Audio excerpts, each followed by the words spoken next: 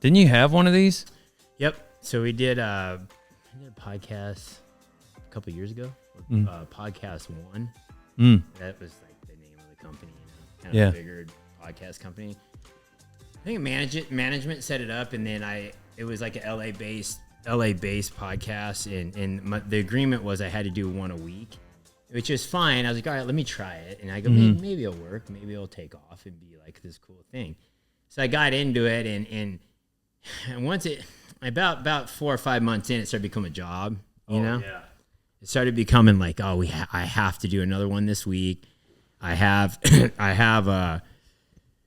to call and I felt like I had something. I like bugging people, because everyone has a podcast. Like everyone, like within the last so many years, everyone was doing it at this point, right? So it's annoying. And I just kind of got to the point where I'm like, am I just bugging these people, dude? You know what I'm saying? Like, or do they? But in the end, we usually had like pretty good conversation. I felt like it was pretty cool, and like the people that watched it all seemed stoked, and it got a pretty good following. But once the kids started racing like heavily, I was just like, I couldn't do it all. I was just like, and it wasn't making money. It wasn't making. I was like, is it really worth it? Because they ain't making really nothing doing it. I had some sponsors that paid a little bit, but it wasn't what I wasn't. I didn't become Joe Rogan. Yeah, I'm trying to say. And I thought, why not try it though? Right? End of the day, I've tried a ton of things and failed at a ton of things. So just try. What about the new Can-Am? Do you like it out there? Yeah. So I'd say Can-Am Defender is, I probably drive that more than the Maverick R, I would say, and I'm more like a Maverick R guy with racing. And so I kind of, am I good? All right. So I feel like 2-3 days a week I'm driving a Defender. So at the house, we use it for the gardening, the moto tracks, the tools, the shovels. I tow a drag to do the track, and it basically use it as like for everything. So it was cool to get to go drive these, and I know it's kind of a different group here of influencers, but usually it's the race crew that I do stuff with. But I feel like majority of my posts have been with the Defender. So I was like, I'm getting to that age where usually all these Can-Am deals, I'm hanging out with racers. Yeah. It's like I'm the one rancher guy hanging out with racers, but this time it's like one racer hanging out with a bunch of ranchers with the Defender. Yeah. So, it's kind of a change of pace for me personally. You too, I guess. Yeah. Yeah.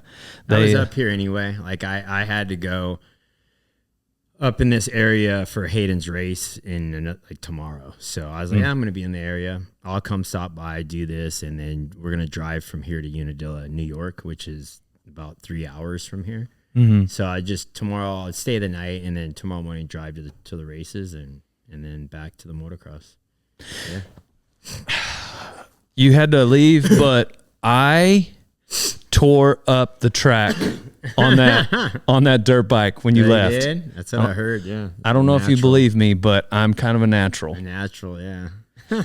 But when I walked up to the track, like I saw that one jump, and it was tiny for you. It's tiny, but my stomach started to turn just because I knew I'm going to be on it, but I don't know anything about dirt bikes. But I imagine it was similar for me, a similar feeling to what I would experience on the back of the chutes.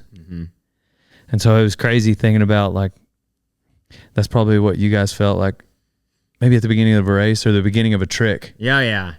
It was always that moment at X Games where you'd be on the roll in, like the drop in, the big wood tower that you drop in before you go into the Staples Center and you hit the ramp and do your trick.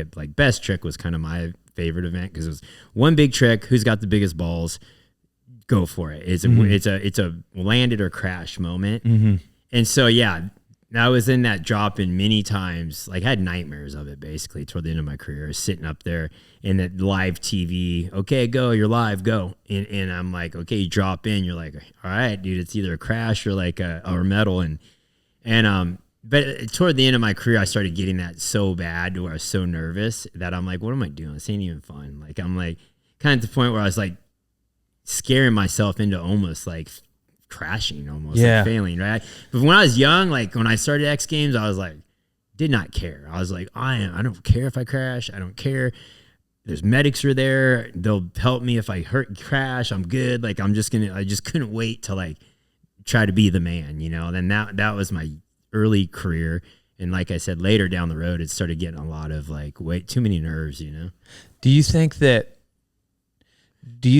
you ignored it, or do you think you accepted it early on? I just because I didn't have a lot of injuries early on. Like I raced all my whole life of motocross from the time I was 10 till the time I was about 21, 22.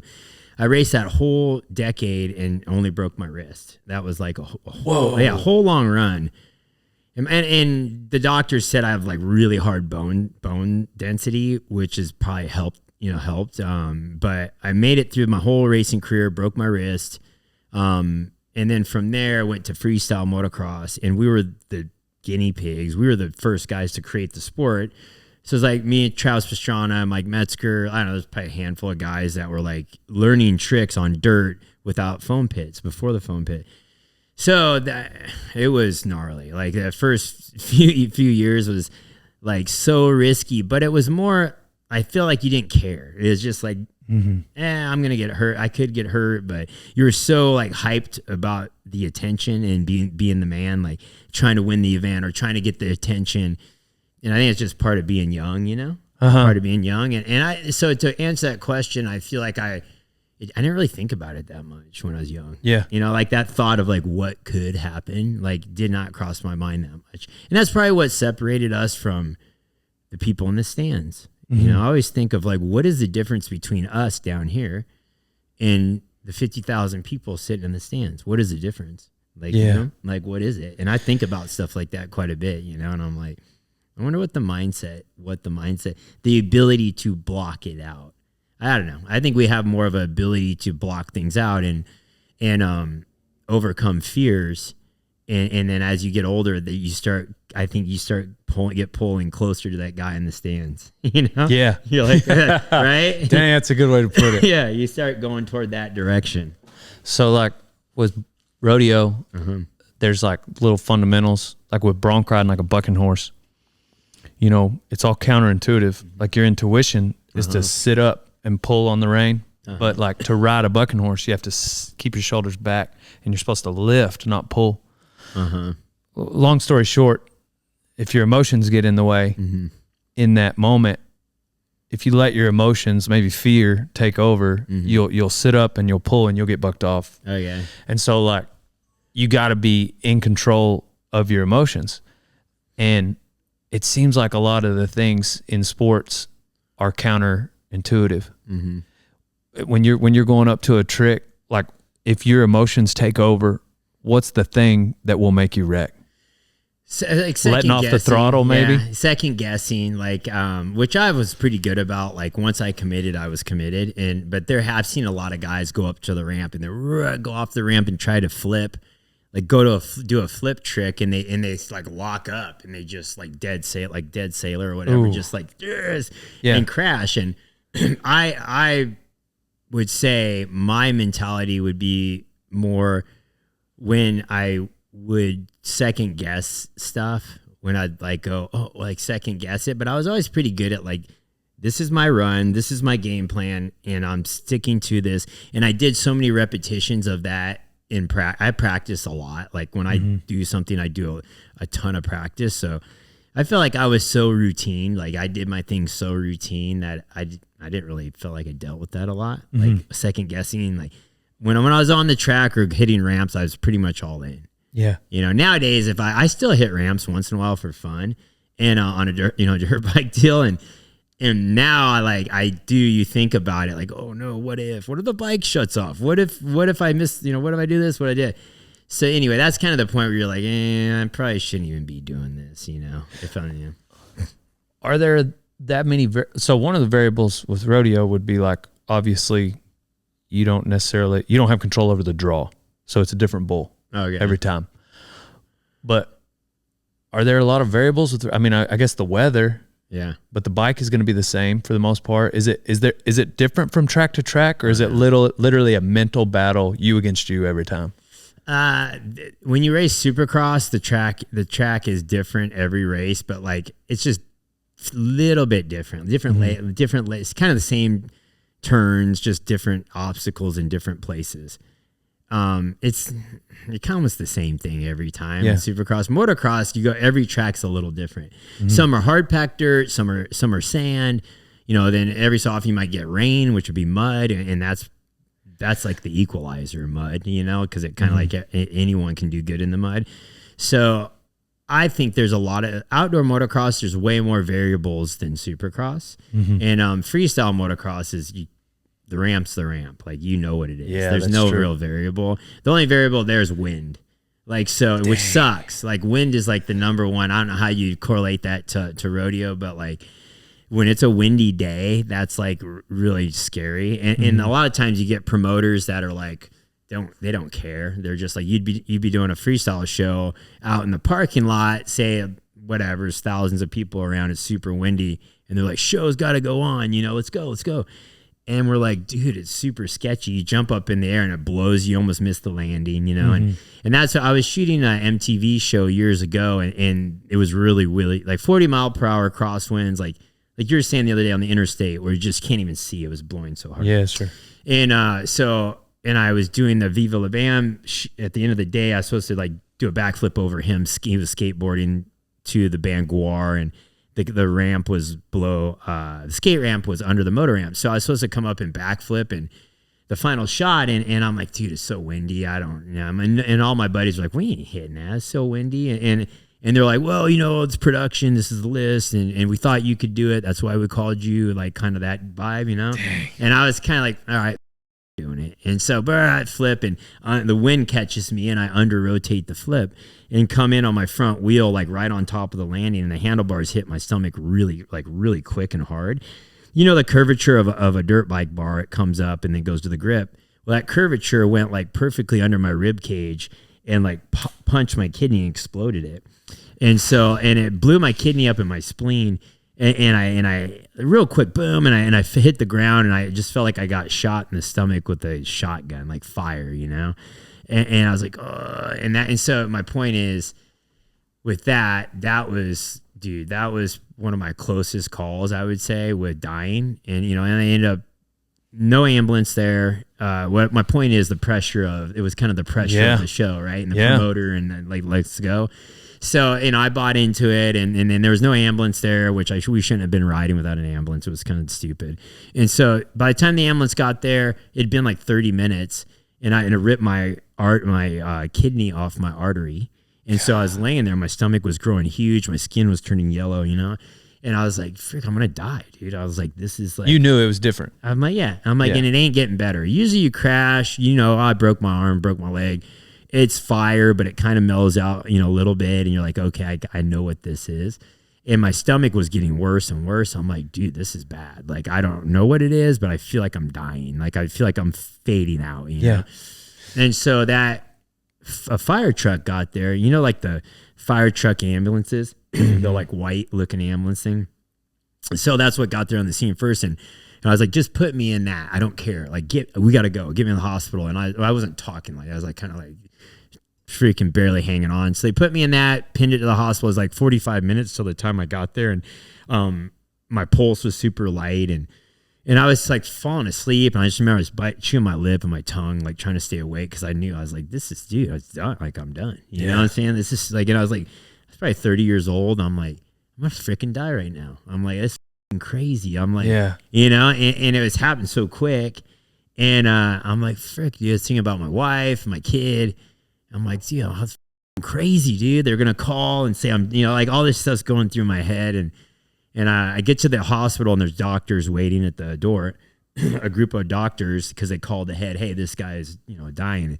So they pull me in, they check my pulse. They're like, surgery, emergency, let's go surgery. Boom. They take me to the surgery room and like I said, the doctor is trying to talk to me. He's like, I don't know what's going on with you. He's like, you have a very light pulse. He's like, we got to go in your stomach and see what's going on. He's like, we're going to do everything we can. And I just remember this Indian doctor and with his mask on, and I just, for whatever's burned in my brain. And he's like, is there anything you want to tell your family? And I was like, God, dude. And I'll never forget that. Like, and I tell this story quite a bit, but it's because it was a life-changing moment, And I was going, frick, man. I was like, just tell him I love him. And then that was kind of the last moment. And I'm like, and I was like, please God, don't let me die. I was just like, please. I started praying. I grew up in the church, but I didn't really go. I wasn't really that into it. But that moment, I was just like, please God, don't let me die. I don't you got into it. Yeah. I was like, I know I've done a lot of bad stuff. And I was like, just please forgive me. I go, I will change. Like this if you let me live, I'm going to change. And so that moment, I remembered the gas mask or whatever coming on my face. And I was just like, and I just remember praying and then waking up. And I didn't go to sleep and see anything or, and I remember going to sleep just thinking this is it. Like I could be my final moment, right? Like, like looking up going, dude, this could be the last time I see anything, right? Yeah. And like all this is going through my head. And so I go under and then I just remember like I woke up and I was like. You remember the moment you woke up? Oh, yeah. I was like, yes, I'm alive. And yeah, right when I woke up and I was weeded like bad, like as far as like, out of it. And right. I looked down, big, staples all the way down my stomach, tubes everywhere. And I'm like, yes, I'm alive. And I look, my wife's in the room. This was in Pennsylvania. She came from California. Whoa. So my dad came from, I think it was in Nebraska at the time, and I'm like, man, how long was I out? Cause I'm like, that was a long time, for them to travel and make it there. And they said 12-hour surgery. Whoa. And I was like, so they ended up cutting my stomach open and laying out each organ. It's called a certain procedure, but they start they're looking basically for what's wrong. They didn't have time for a CT scan. No, they start pulling stuff out, like lay your intestines to the side, and they said by the time they folded you open, the kidney was exploded, and they saw the artery open. They sewed it shut, and the spleen was split. So they said they wrapped it with some wrap, and were able to save it, and stapled me back up, and I, like I said, I was like alive and in the hospital recovering. And I'm like, man, that was freaking wild. It happened so fast. Yeah. And so we're in the hospital a couple weeks, and it was miserable. It was tough, like a tough one, and I just body was so bruised and beat up and or from the blood, all the blood in my stomach.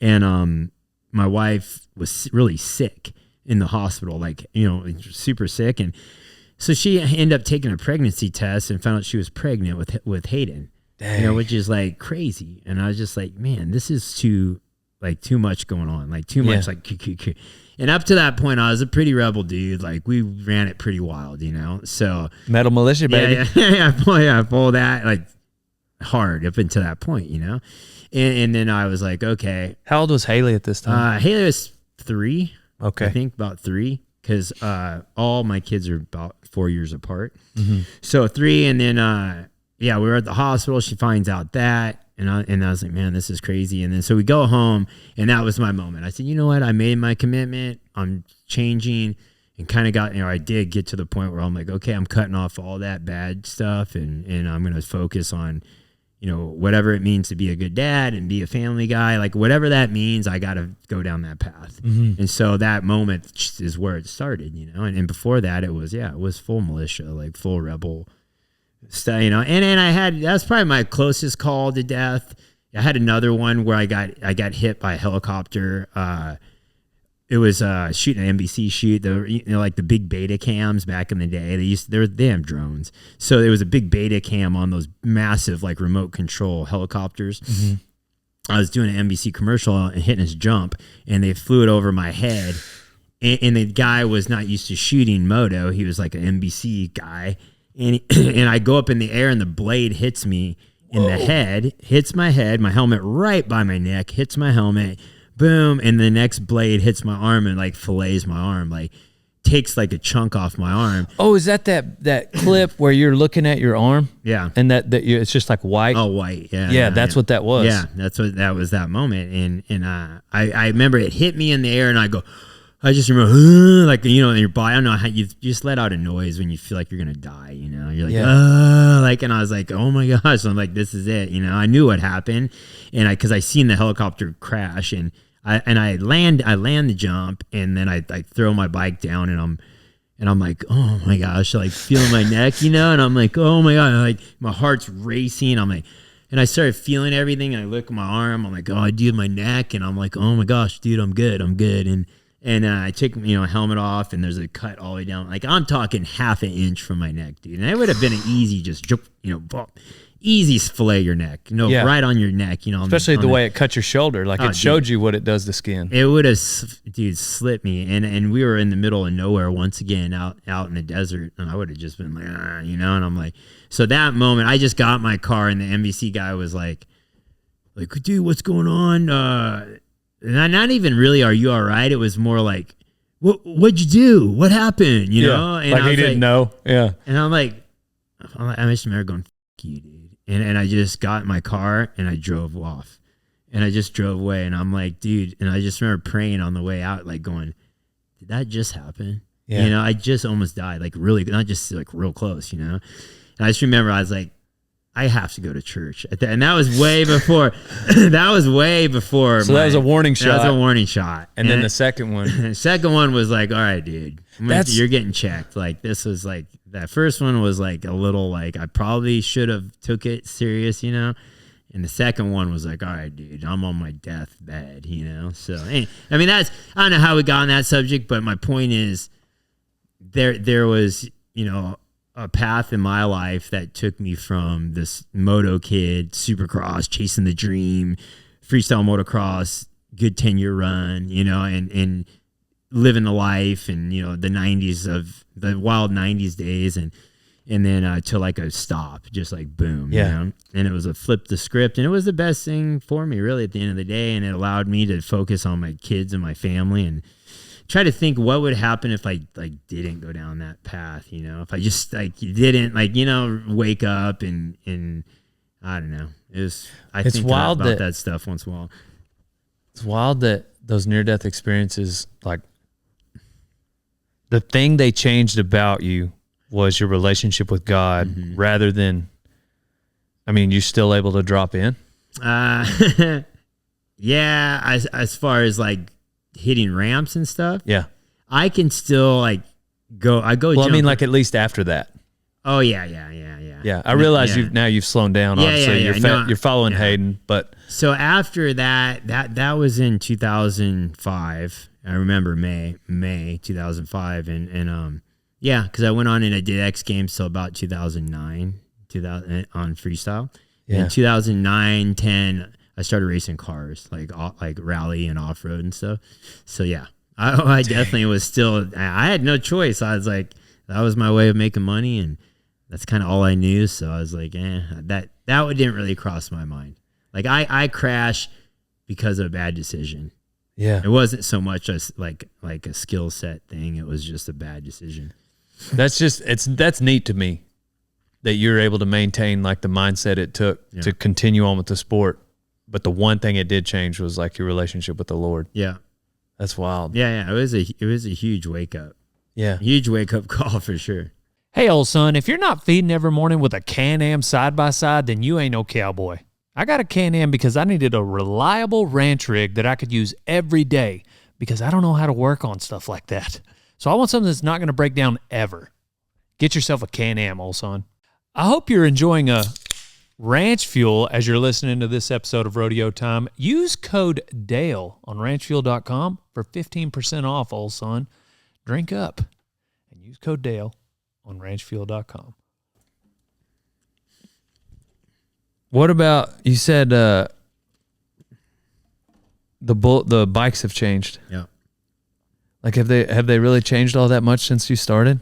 When I started it was on 2-strokes. It was more 2-stroke engine is like the best way to describe it is you mix the gas and put it in. It is right. And it's like kind of old school. The old school, they sound different and less power. That's the thing about them. I mean, suspension, chassis, wheels, tires, bars are always the same, but the engines have changed. Like the engines and transmissions now went to 4-stroke, and they're just way faster. Yeah. So now the bikes are way faster.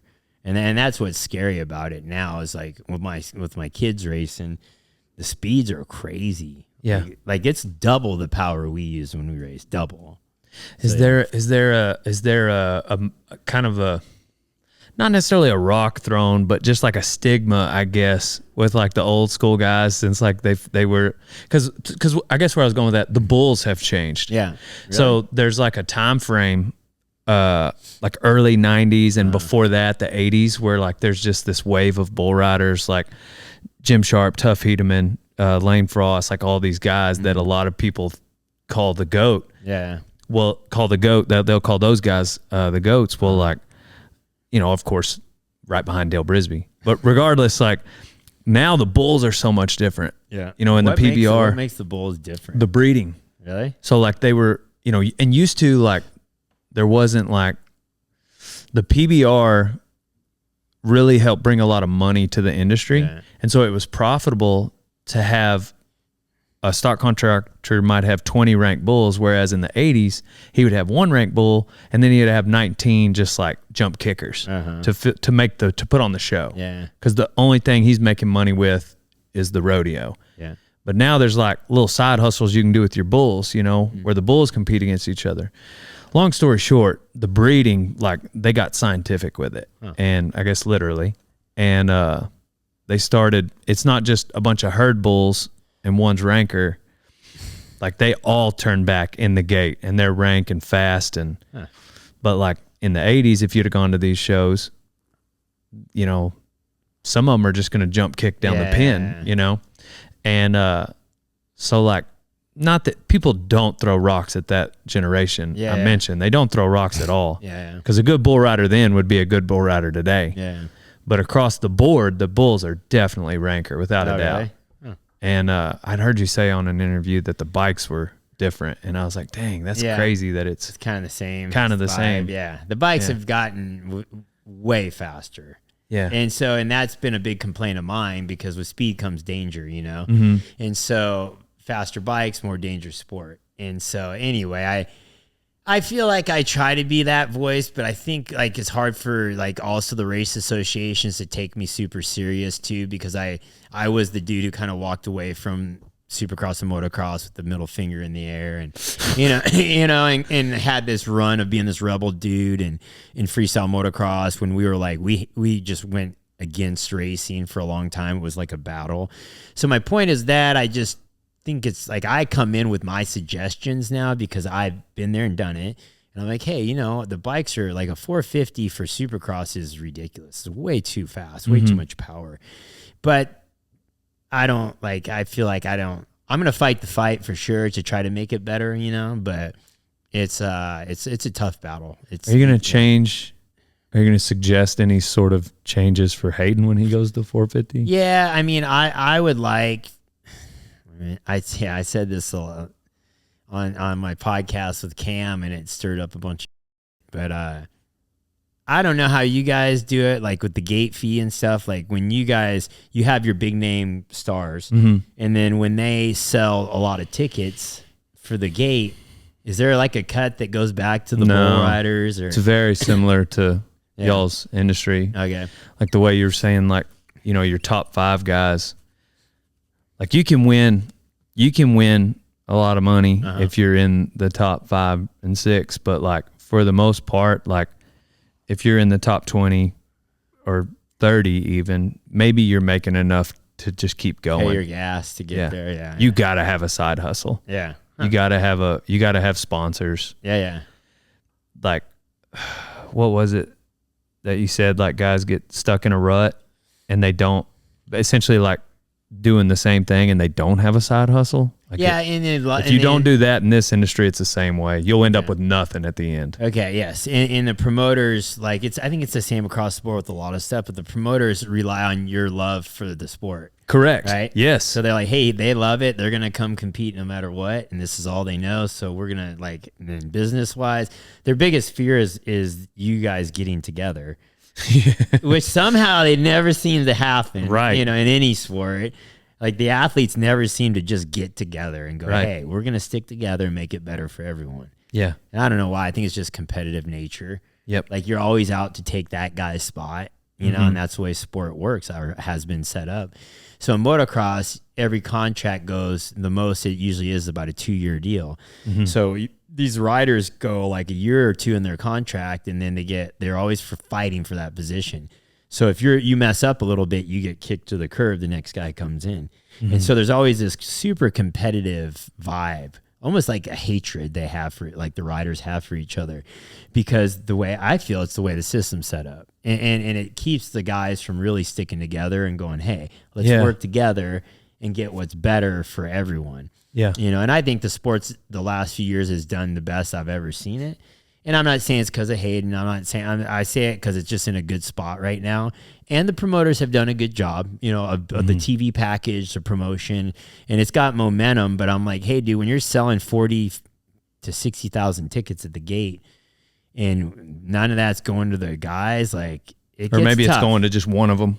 You know, who somebody wins. Yeah, but really it is. But really in racing, I know it's easy to say that. Well, all the top guys are getting it, but really the way the system works is the OEMs pay the riders.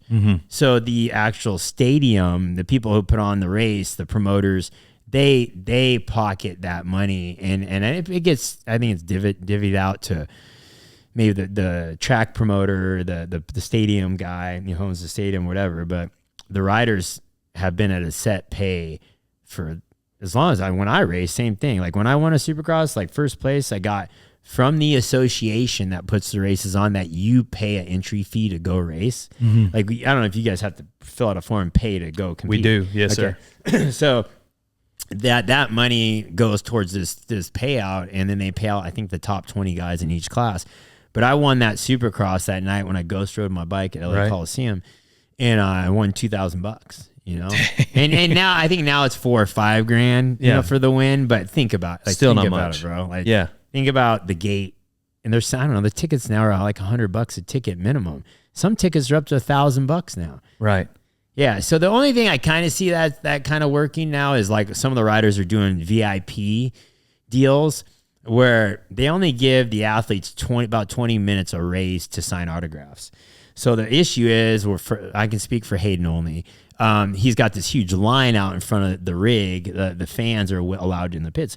So this line of thousands of people, and he comes out, he's got about 20 minutes to sign some autographs, and he gets through about 100 people max. A lot of pissed off people, you know, but you're like, and I try to explain to people, we're there to win a race first and foremost. Yeah. You know, and second, yes, we would take our time and try to, you know, say hello, but the VIP experience kind of fixes that in a way for the people that are like diehard, like, hey, I want to go see Hayden. I want to get guaranteed a picture with them, autograph. Then you say, okay, I'm going to pay for this high-end VIP ticket that's going to give me guaranteed time.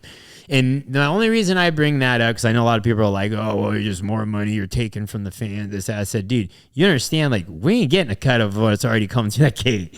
So this is a way for the riders to get a little something. You know, that's a good point. Yeah, so that's kind of the way it has been in the last 2 or 3 years. The top guys have been doing these VIP experiences. And so, you know, as fans, the reason why I talk about that is because the money's going back to the rider, just so you know. When you think, oh, man, that's $1,000 a ticket. Yeah, it's a lot of money for sure. And I go, but you have a guarantee to go meet Hayden and take a picture, have him sign something, and majority of that money is going back to Hayden. So it's pretty cool. It's like, at the end of the day, you're like, you are giving to him, basically, you know, for his efforts, and you know, it is what it is. That's the only loophole we've been able to kind of figure out. So, and Hayden's doing just fine because the OEM money and this, that, but I was the 5th to 10th place guy when I raced. So I get it. I was the guy driving from race to race in a van, you know, and sleeping in my van during the week. Yeah. You know, Hayden flies in a jet and different game, right? But he's earned it too. Like, he twists the throttle harder than I was willing to twist the throttle. Let's just say that, you know what I'm saying? So, and he does it harder than all the other dudes on the gate, right? So, well, and also, I freaking love what you said. I'm sorry your dad's a pussy. Like, you know what I mean? I'm sure that maybe pretty ruffles. I mean, the kind of person you say that to is the person that's throwing rocks at someone like Hayden because, like, what's Cam's deal? Oh, must be nice. Must be nice to be Hayden. Well, your dad, well, like, man, my dad worked his ass off. I'm not going to apologize to you for it. Yeah. You know, like, you paved the way. You rode in the van, like Hayden. Yeah. If you've got these, not that you're the one. Hayden's doing his own work too. Yeah. But yeah, that it's so eerily similar. Also, the time frame of like what you guys did with paving the way for, you know, the free riding, and then what y'all did with the X Games. It's so similar to like what that group of bull riders I mentioned in the 90s did with the PBR. And essentially they created a system. It was bull riding built by bull riders. And so a lot of that money. So if you ride bulls like at a elite level, you're going to probably go spend some time in the PBR because that's where the money is. Oh yeah. And, they do, you do make more money in the PBR riding bulls. Yeah. I grew up in rodeo with all the events. And so like, I'm kind of married to that game. Yep. And so that's a little more like what you're describing, where it's like, you'll go to a town that puts on a rodeo, and yeah, there's a certain number of guys that are going to win that pot. And then the rest of the entries are basically there because they love it. Yeah. Is the rodeo association? Is there an association that puts on the rodeo? Yeah. PRCA. And that's been around forever. Correct. Okay. Yeah. And that, but that's probably pays less, right? Yep. It's more like a heritage, like deal, like been around a long time. Yep. And I watch, you know, PBR, and not all the time, but I do watch it. And as a guy, I just watch, like, I want to see the dudes ride. Like, you always want to see them be on the edge, right? Oh, like, yeah. You know, that's what's exciting about it to the average viewer, you know? Like watching a guy ride the bull and always like just barely hanging on, and super exciting deal, you know? And I have a lot of respect for it, because I feel like even in my heyday when I didn't care about dying or getting hurt, I don't think I would do it. I don't think I'd get on. I don't know. I don't know. Because is there anyone that's ever done bull riding that didn't grow up around the animals? For sure. That just came in and was like, sure. I like this scene. There's a lot of bull riders and rodeo cowboys that didn't grow up cowboys. Really? Yeah. Huh. I mean, he came to my house to learn it, you know, and he was pouring concrete before he started getting on. Yeah, absolutely. Yeah. I think it's that, so long as they got that thing that's different than the guy in the stands, like what you mentioned, like that's the rub. So long as they got that, and then like being able to control your emotions, like not let off the throttle. You know, if you're able to like nod your head and not let fear take over, you got a chance. Well, I think. So what the commitment is, like, hey, I'm gonna do this. Okay, so let's get on the bull and strap your hand in. And at that point, there's no turning back, right? You're pretty much in the game, right? Yeah. Yeah. Okay. For sure. Yeah. Have you seen dudes do that, and not really be ready for it? Oh yeah, you can tell. Usually, like once you see enough bull rides, like the hat and the helmet don't lie. So like if you look off, it's very evident. If a guy lands on his feet before the whistle, I mean, he pretty much gave up. Oh, really? Yeah, like we have a rule in our practice pen. If you look off before the whistle, you can't get on another one that session. You got to walk out and you got to live with it. If you because some guys will like kind of look off, be like, oh man, I know I looked off. I'm gonna get on another one. Like the hell you are, not today. Really? Like you take that and wear it and come back tomorrow like with a little bit more dog in you. So look off is like you're looking for your landing. Right? Correct. Okay. Yeah. Like I'm out of here. Okay. And it's just this fleeting moment that like where fear but it's crazy because you're already on their back. Yeah. But one thing I guess might be similar, like that could work for like a motocross guy, would be like maybe the bullfighter. Because when you're on the back of an animal, like you're giving up control. But like as a bullfighter, you're on your feet and you're in control. Like you are dealing with an animal and there's no telling what he's going to do, but it's kind of on you to make those decisions. Okay. Is my mic messing up? Okay.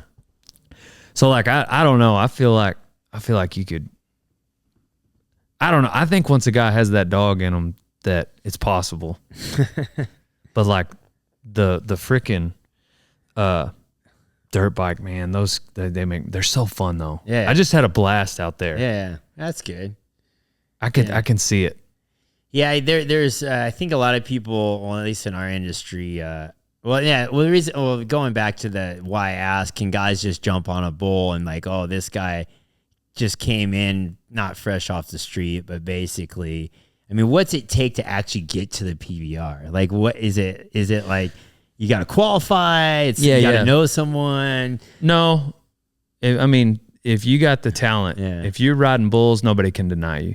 So where would you do that? There's levels that you would start at. So like guys would come to my house, somebody like me, you'd come to my house first, and you're going to get on a jump kicker. Yeah. And then like you get on him 50 times. Then we're going to get one that'll turn back, like just your everyday, like high school kind of level bull. Yeah. And then you're going to go on one little ranker. And maybe if you're like ultra uber talented, maybe at like bull number 300. So like it does help if you grow up in it. Yeah. Because there will be like some kids that are getting on calves. Yeah. Then, they're 12 and they're getting on steers. Mm-hmm. But like if you just start off, you're kind of behind the 8-ball, but you still got a shot. Yeah. Huh. But you work your way up. You'll go to some small hometown rodeos. And then if you can ride those ranked bulls, they'll let you. Yeah. Like there's nobody holding you back. Yeah. So that's kind of like when Best Trick came to X Games and you only had to do one trick and that's it. And they had this guy, multiple, but this one guy stands out. I shouldn't say his name, but this guy, Scott Murray, and he was like, I don't know where he came from, but he basically showed up to X Games, and this is when the double backflip came out. When I was there, I was competing the night that Travis did a double backflip at Staples Center. And I remember standing there and I talked to him. I was in the break room in the athlete lounge before talking to him. I'm like, because everyone like knew what he was going to do. I'm like, dude, you're really going to do a double backflip? Like, because at the point there, a backflip was pretty gnarly, just a normal backflip. Right. And he's like, yeah, I'm going to give it a run. It should be good. I'm like, dude, that's freaking gnarly. I'm like, to my head thinking there's no way this dude's pulling this off, Right. And so anyway, I remember sitting out there, and I was kind of my late 20s toward the end of my career at this point in freestyle. And I remember he comes in the drop in and drops in, and he like fully clean pulls it, boom, lands it, and this place goes crazy, dude. Like never before, right? Yeah. It's like crazy. Yeah. Like people, I wasn't the only one like thinking like this dude's crashing for sure, Right. So he had everyone, Tony Hawk, every OG of OG that was in X Games was there watching that moment, So anyhow, he goes out and does that, and that was kind of the moment I was like, dude, there's no way I'm doing that. And that kind of retired me, I'm like, there's no way I'm doing a double backflip. But anyhow, I'll never forget that moment, and I just like was done. Like that retired me. I would say retired me, but that was the moment when I said I ain't doing that. That trick is not doing it. So get back to my point of, so come X Games the next year, still no one's really done that trick. Like it's gnarly when no one else steps up. That was the case with like the 360. When me and Travis went at it at X Games over a 360, and we did that trick. I don't even know what year it was, but no one would do it. So it kind of tells you, frick, this thing must be gnarly, right? Like, and I guess I don't know how to compare it to bull riding, but it was just one of those things that happens very rare, and just no one else is willing to take that risk, Yeah. So come next year, here comes a guy that does the double backflip. This dude named Scott Murray, and he's from the middle of nowhere. I don't think Michigan or something. And he comes out and shows up at X Games and on his dirt bike, his kind of junky bike, literally pulls up to the gate to drop in. Like he goes out and practice. We practice during the day. Literally doesn't even hit the jump. Nothing. Doesn't even hit it. And his ramp was huge, gnarly, straight up ramp. And it comes to the night show, and I'm like, okay, we're all wanting to see this, right? Because this is crazy. Did you know he was going to do it? We all knew. Because we're like, how the hell did this dude get in the top 10 at X Games? How the hell? Then that's my other point of getting invited. He got invited because he was, going to do this trick. Right, I got you. And so he gets invited. We're like, how the heck did this guy make it? So he pulls out to the ramp, for the main event for the show, live TV. And you look up there, and usually you wear like moto gear, jersey, pants, knee pads, and or your helmet, goggles, whatever. So he pulls out. He's literally in football pads, football pads, like the big dogs, Yeah. Football jersey, and it had his name on the back. Was he playing it up? No, and this was 100% real, which is so funny. And gardening leather gardening gloves, and I don't think it had like it was a hockey jersey, I think, and because he was some hockey kind of guy, and forget what pants he had on, maybe some shorts, and they had his knee pads like sticking out, and I remember he had shades on. Sunglasses, not even goggles, dude. Shades, and then at night in Staples Center with earphones in, or Apple earphones with the cord. Listen to AC/DC. Oh my gosh! He was probably like 30 years old, and his chick was in the stands, full stripper, big fake tits, bleach hair, and it said on the back of her tits sticking out. Little shirt said Murray's chick on the back. It was like, I'm like, bro, is this a movie? I'm like, you couldn't even. Somebody's punking us. You couldn't even script it any better. And I'm like, bro, this is the funniest I've ever seen. We were in tears, like literally dying. So he drops in, and he has this mechanic that this was his moment, small town kid. He's running out, he's hyping the fans up, like high-fiving the fans and everything. This kid's like living the dream. And the dude drops in, goes at the ramp, can barely even hit the ramp. I'm like, oh my gosh, this is bad. And we're in our heads as athletes going, dude, we worked our asses to get here. And this is kind of a spectacle going on. And he goes, hits the ramp, and he does like basically do 2 flips, but literally just augers into the dirt. Just, and I'm like, oh my God. And in my head, I'm going, bro, is this really like, and I was looking at the promoters kind of going, bro, this is what you get, dude. You have to give this guy the spotlight. Shouldn't have happened like this, right? Should have been a qualifier and all this stuff. And then I go, now he wads himself in front of everyone, And I just remember, and I just get to that point because I'm like, hey, the promoters were like, this dude's going to draw attention, so we're going to put him in. Yeah. And that's where I kind of get, and I'm cool with promoters, but I also have my beef with it too. Yeah. When there's like there's a freaking line, like a fine line, So there are like rodeos, like a PRCA, like a pro rodeo at like, I'm trying to think of one around here, Woodstown, New Jersey. There's one up here, Cowtown. If you're 18, you can buy your permit and go enter, and you might get on something ranked. But like your small town rodeos, like, does this sound good? All right. You can go enter, and there are guys that will just get wrecked out. Like, there are definitely some Scott Murrays that like will show up and sometimes it's crazy though. Like, you see a guy and like you're at a rodeo and you're like, the way he starts getting ready and you're like, man, this ain't going to be good. And then but you got to watch. Yeah. Every now and then one of them some bucks will show up and strap cattle. Like, you'll be like, oh dang, I'm not going to judge a book by its cover. Yeah. But these days, like with the internet, like there's not going to be somebody just show up that and just like blow somebody's mind and ride like a PBR level bull. Like that's just that kind of kid, like it's going to spread like wildfire, but but every now and then there'll be somebody show up, don't know what they're doing. But the compound that you have, like, in the way that like some of those riders that come through, like Hayden, having you there and like having a community, that's what you got to have in rodeo, I think. Like, you can do it without it. Like, you can do it on your own. But like, if you've got a little bit of like, I don't know, you're an average of your best 5 friends. So it's the same thing. If you can get in a spot where you're learning with somebody, and you see it a lot with like the 2 kids that come to mind that have a similar setup as like Hayden and yourself would be like John Crimber coming up with his dad, and he's like, the moment he turns 18, he's in the PBR. Like, he's just that rank day one because he's been like practicing because his dad is a world champ. And then also Rocker Steiner, who you said you had heard of, like He's probably a lot more similar to Steiner's.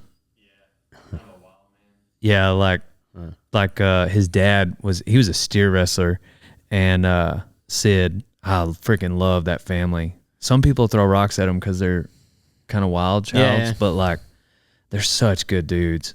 Well, Sid was a world champion steer wrestler, and so like same thing with Rocker. The moment he turned 18, he's just this rank bareback rider. But like I love, what I love most is like how cool it is that you get to travel with Hayden. Yeah. Is that happening in it does happen too? Yeah. It does happen. Like, you know, like a bull rope, like I can take my rigging bag, jump in a little bitty car, go to the rodeo by myself and be fine. You know, like there's no bike. I don't need a mechanic. I don't need a, you know, and so guys will go by themselves. Yeah. But like I can think of several guys that like they'll have their dad involved once they get to a certain point. Yeah, that's cool. Yeah. So what do the guys make? Like the guys winning like PBR. What do you make for winning a night at PBR if you win? Well, like the world champ for the PBR. Yeah, just the normal events that happen during the month. Dude, like there's I mean, you can win 50 grand at an event. Yeah. Right? Isn't that what those the big ones pay? The big, like throughout the year. Okay. Like you win the world, you win $1 million. Yeah. They'll pay it out over 10 years. But like 100 grand a year. Mean? Really? Yeah, so they'll give you like 100 grand a year for 10 years. Why? I don't know. I guess it's just part of like, well, I think it's because, you know, they want to advertise that he won $1 million. Yeah. I was like, well, we don't have the $1 million. Over 10 years? Yeah. Really? Yeah. That's crazy. We don't have it right now, but we're good for it. Yeah. We're good for it. Yeah. But I mean, if you think about it, they're paying well over $1 million per year because they got that many guys, you know, because it's been longer than 10 years. But yeah, geez, I thought our system was. and you know, they probably also know bull riders. Be like, you're not going to want all this all at once. yeah, true. Yeah, by about that 7th year, you're like, all right, I'm going to be responsible with the money this year. Yeah, it's probably not the worst idea. And now with social too, I feel like it's the riders that do other things is like using the bull riding as your base, but doing other things like, you know, on social or doing other things, you know, to hustle. Side hustles is, I think, critical, you know. And I know like Hayden, his focus is racing because they have to train 4 or 5 days a week, you know, which is such, like, I don't think people understand how much training it really is. Like how much commitment it is. I can only imagine. take 1 day off. Yeah. So it doesn't leave, my point is, it doesn't leave him without a lot of time to do side hustle stuff. But if you win at that, you make a lot of money. You make a lot, you know, if you're winning. So, but for him, I guess he's got his DNGR. He's got, you know, I've always been into building brands, and we started his brand. I started for him when he was young, you know, his nickname Danger Boy. And I thought, okay. And I remember it was just a day he was riding his little Pee-wee, and it was me and like all the Mulisha guys hitting ramps at the house. And because I had to set up at my house and everyone would come there to ride. So Hayden grew up around it all. Like he sat in his high chair and watched us hit ramps, you know, every day. So to him it was just normal, you know. And then he started hitting jumps on his little PW, and I remember we started laughing. We're like, because he really was not scared. He wouldn't like jump anything. We're like, oh, dude, Danger Boy. Like, we just thought it was funny, like, because he's just the way he acted, you know? Yeah. And he always kind of had that funny attitude, like, kind of like tough guy, like kind of stiff, tough guy, like attitude. It was pretty funny because he's like this kid like that, you know? Right. And, but that nickname kind of stuck. And I was like, that's cool. Something different. Right. We'll run with it, you know? And then I was like, maybe he'll grow out of it one day, you know? But then I'm like, I don't know. There's Kid Rock. There's, you know, think of so many names that are still like, right? Yeah. It's something, maybe not, you know? So point is, his side hustle is, you know, his brands and stuff like that. My side hustle was Mulisha and, you know, tons of Deegan licenses, you know, rims, tires, off-road parts, all that stuff. So and that was really helped us build our base, you know? And I'm like, I always see like it's easy. I mean, we can sit here and go, oh, well, give us this, give us that when you talk about the promoters in the show. But I'm also like, just give me an avenue, a spotlight. Give me the basically foundation and let me build from there, you know? So I can see it both ways too. Like, you know, you could be the rider that's just like, pay me more. But they're also like, hey, dude, you're on NBC. We got thousands of fans here. We're not stopping you from building your own stuff. What's stopping you, bro? 100%. So the half of me too sees it that way of like, hey, it's up to you too. You have this whole avenue right here. And no one really on that side defending them, no one really sees it that way until it's gone. Yes. You know what I'm saying? So imagine PBR just went away. You know, or the rodeo went away and it had to get rebuilt by someone. I mean, it becomes a much tougher game at that point, you know? So, well, there's definitely guys like you'll see with a gold buckle, they were a world champ and they ain't got $1 to their name. Really? Yeah, that happens. And when you made that comment about guys getting stuck in a rut and they just grind it till the wheels fall off and they had no side hustle. Yeah. Like it can happen. Or maybe they just weren't even smart with what they did win, you know, but like that to me seems like maybe a big lesson that Hayden can take from a page out of your book, you know, with like at least being smart with like sponsor money and, you know, like what you do with the money. And I mean, there's a point like kids got to be kids, like let them do that. But on the other hand, like also like, I don't know. I know a lot of rodeo cowboys like working for stock contractors that like they had their glory day and when that last ride happened, they didn't have $1 to show for it. Yeah. And it's sad to see. Yeah, that sucks. Yeah. But and do those guys in our sport, a lot of those guys go back and work in the industry or they become coaches. Correct. That's like a big thing in our sport. Yeah. Like most pros that didn't make enough money to make their next move become coaches. Yeah. And you know, and anyway, I just see that a lot in our sport. There's a lot of similarities. Yeah, it's wild. Yeah. But no, I think it's cool to see that, you know, the crossover. What's your advice to like a younger kid that wants to get started in moto? Yeah, moto. Yeah, the sport's changed a lot since when I started as a kid. You know, I had a paper route. I had, you know, that's how I made money to pay for my gear and my bike and stuff. And nowadays, kids are in training facilities at the age of 6, right? They're at these training facilities with trainers and coaches and, you know, all the equipment. And I feel like, but for a kid, like if a kid really want to make it a moto, and I think this is about any sport, for moto, it's learning. I have parents come to me and like, what should we do? I said, you need to learn the basics, get good at the basics.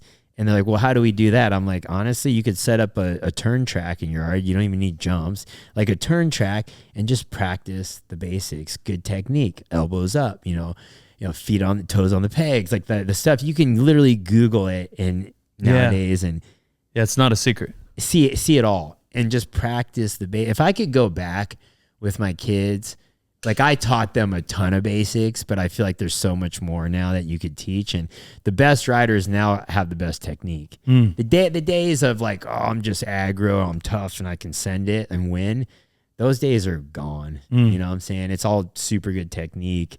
Guys, you don't become a champion in our sport now without being smart, without knowing strategy. Like being able to play out strategy. Dang. So my point is, as a kid, first you got to understand only very, very, very few make it.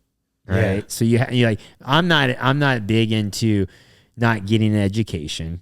Yeah. You know, I'm not saying the school system's the best, but I'm saying don't think you're going to become this pro and skip out on school and education, right? Yeah. Because there's a way better chance you're going to need that than you need a dirt bike career, right? Because I've seen it 1,000 times, you know, that kids skip the education and think they're going to be a pro, and then they end up literally the coach at the track. You know what I'm saying? Because they don't have nothing else. And there's so many of them now, you know, that it's just not a good avenue. So, but I would say as a kid, if your heart's into it, you get good at the basics. Yeah. And that's it. Like if you're to do wrestling or do jiu-jitsu or do any other thing, you get good at the basics. Those are the best guys that have the basics. You know, I think that's so that as the guy that's been through it all, that would be the one thing I would say.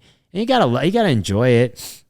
It's dangerous. Like I like how you said, like, I think it's a heavy sentence. Like, if your heart's into it, like I think you said it's too gnarly of a sport to be half in, half out. Too dangerous. Yeah, for sure. Yeah. That's the same with bull riding.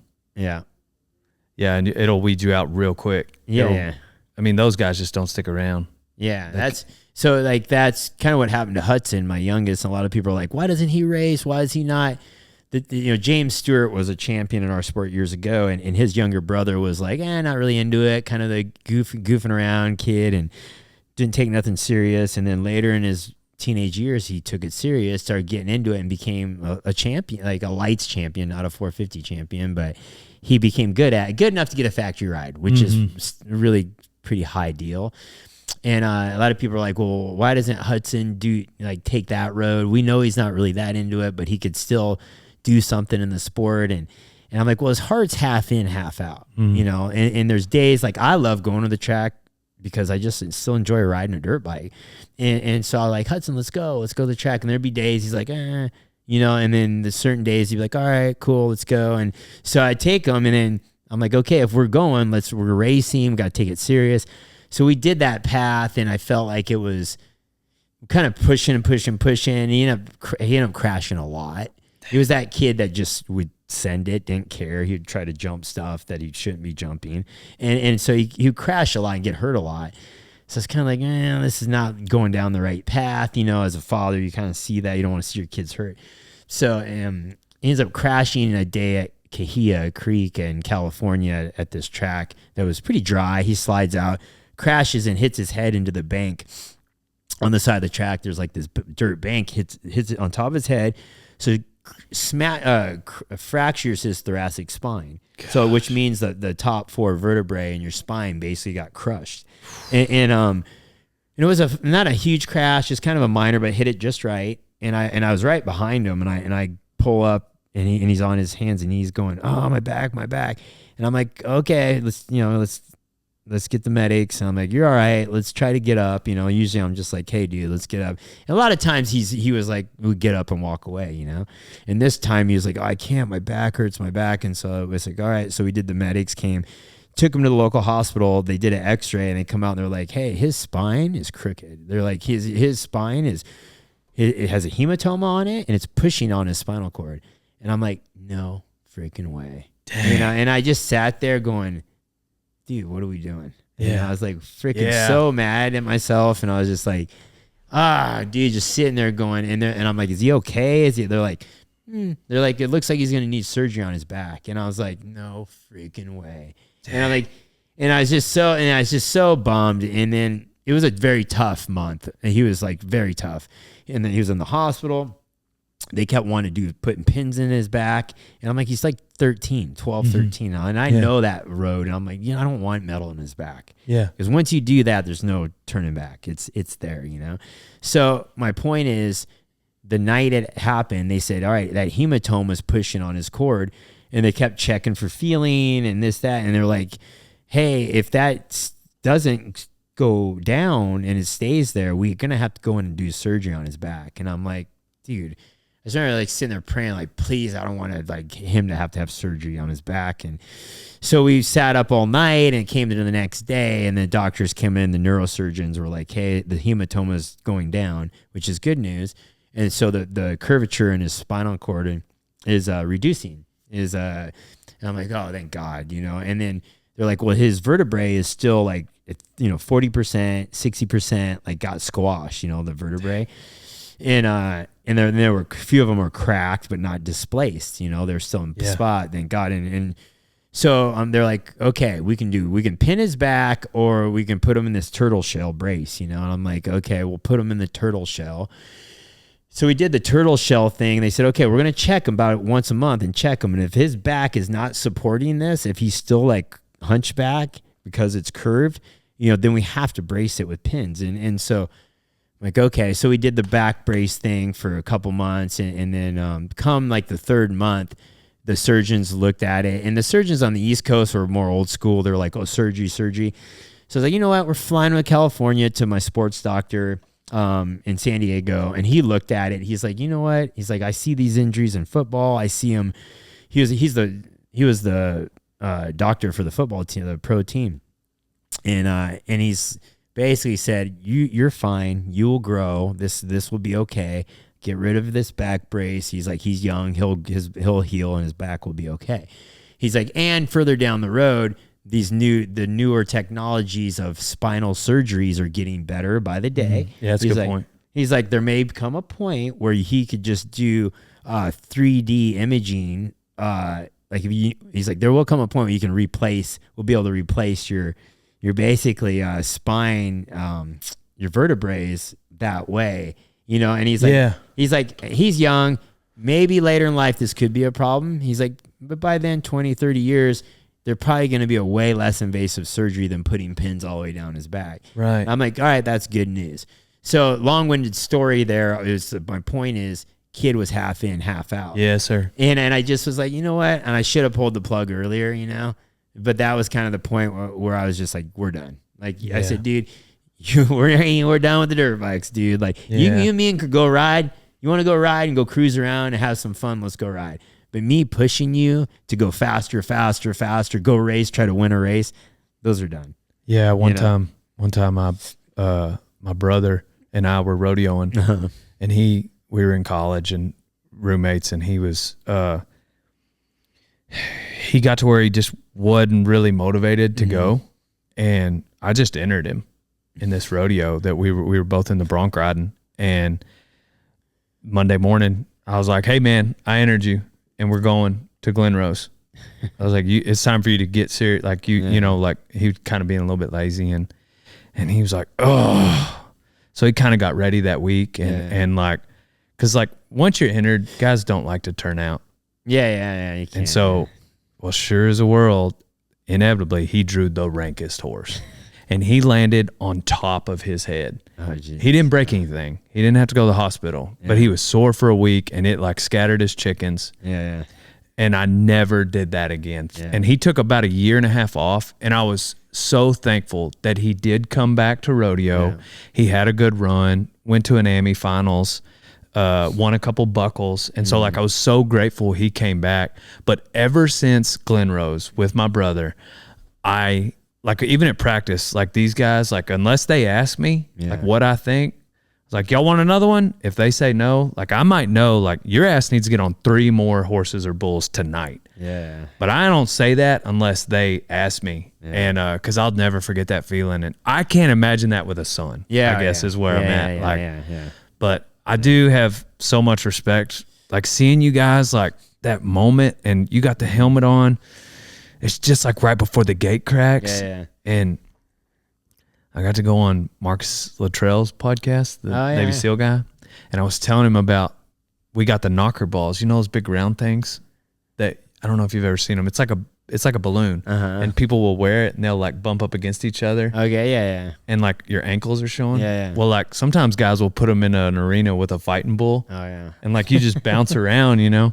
Well, we ordered some on Amazon, and we got them in and we put them on, but they were the half size, and they were like cut off at our knees, and we were like, oh, we'll do it anyway. Yeah. And so we'd run this fight bull, and Marcus Luttrell, he like interrupted me, and he was like, whoa, hold on to that thing in your life that makes you go like, I'm gonna do it anyway. Yeah. And I don't know what that was. Something similar with like, you know, those guys, the Navy SEALs, they're different than all of us, but like y'all got that. Y'all got that thing. And I don't know. It's an honor to sit down with you. I appreciate your time. Yeah. You got any life advice for me? Life advice? Jeez. How old are you? Somewhere between 56 and 58. Okay. All right. I'm 38. Yeah. Okay. Yeah, you're still young.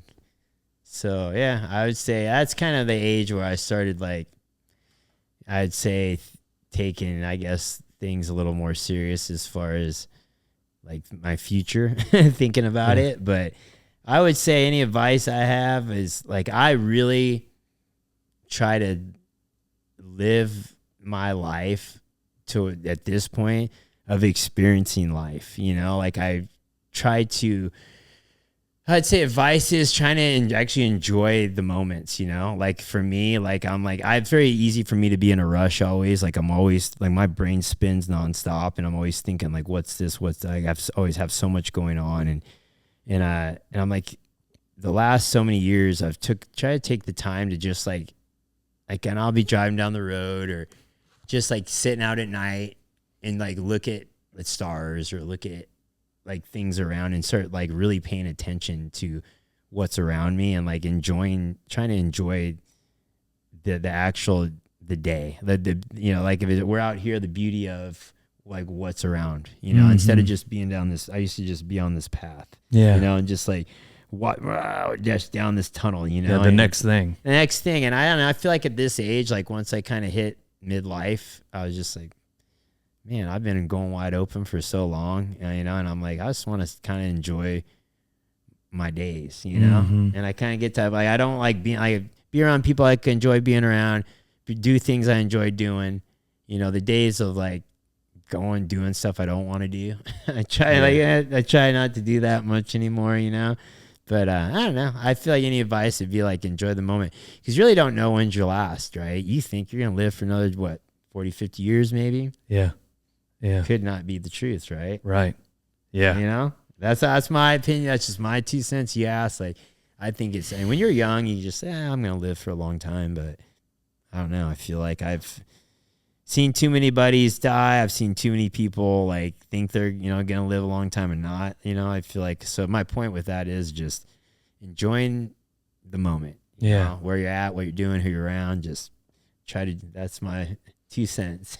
My dad died at 55. Oh, really? He was picking up at a rodeo and had a heart attack. And so I try to, I was like, man, I got 17 years left. Yeah. You know what I mean? Like, but like sometimes if I think like that, it puts things in perspective. Like, oh yeah, dang, you better watch out, you know, like, anyway. Yeah. No, for sure. I get yeah. Cause my dad's dad died at like 45 with a heart attack and he said the exact same thing. Yeah. He's like, I just wanted to get past that year. Yeah, you bet. Yeah. So my dad used to say that, but yeah. Cool. Well, I appreciate it. I appreciate your time. And cool. We'll just have to, I'm going to go jump back on the bike and show you what I learned. Yeah. I was hitting that jump pretty hard. Thank y'all for listening. Thank you for watching. Check out Metal Mulisha. It's coming back. It's coming back. It's coming back. Yeah. And get yourself a Can-Am. Yeah. I'll have to come to the rodeo, man. There you go. Yeah. I don't know if I've ever been. Yeah, we'll get you at a big one. Yeah. I'd enjoy it. I think it'd be cool. Yeah. Cool. Right on. On to the next one. Yeah. Pow, pow. RodeoTime.com is the only website that should exist because it's the greatest apparel line that has ever existed. So go there now to get a t-shirt, a hoodie, a cap, a vest, whatever it is you need. Go to RodeoTime.com, old son. Ever since I started riding bulls and punching fools, I've been wearing an American hat because I'm an American. I actually wore a different hat before that for the longest, but then my mom got a job. So wear an American hat, old son. Otherwise, you ain't no cowboy.